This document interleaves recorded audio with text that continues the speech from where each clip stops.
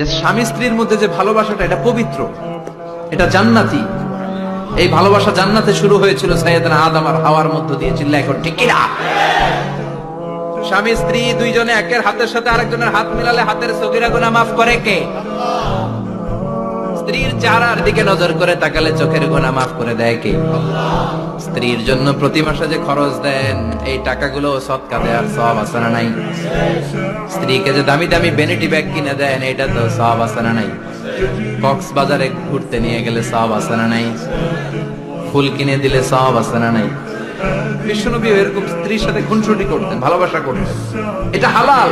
তিনি যদি তার স্ত্রীর প্রতি রেগে থাকে কোনো স্ত্রীর অন্যায়ের কারণে, এবং সেই অবস্থায় যদি স্ত্রীর মৃত্যু ঘটে, তাহলে এই মৃত্যুটি মন্দ মৃত্যু বা খারাপ বিদায় ছিল বলে আমরা ধারণা করতে পারি। যে স্বামী স্ত্রীর মধ্যে যে ভালোবাসাটা এটা পবিত্র, এটা জান্নাতি। এই ভালোবাসা জান্নাতে শুরু হয়েছিল সাইয়েদনা আদম আর হাওয়ার মধ্য দিয়ে। চিল্লায় এখন ঠিক কিনা?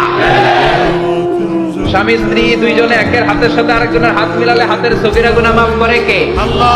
বিশ্বনবী বললেন, ফাতেমা তুমি কেঁদো না, আমার কষ্ট আজকের পরে আর থাকবে না, আজকে তোর বাবার সব কষ্ট বন্ধ হয়ে যাবে। কি যেন কানে কানে বললেন, ফাতেমা আরো কেঁদে দিল।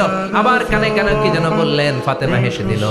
বিশ্বনবীর ইন্তেকালের অনেক পর মা আয়েশার কাছে ফাতেমা বললেন, আমি যখন প্রথমে কেঁদেছিলাম আব্বা বলেছিল আমি আর বাঁচব না রে ফাতেমা। আবার কানে কানে একটা কথা বলার পরে হেসেছিলাম, আব্বা বলেছিল আমার পরে আমার পরিবার বর্গের মধ্য থেকে সর্বপ্রথম তোমার সাথে আমার দেখা হয়ে যাবে রে ফাতেমা।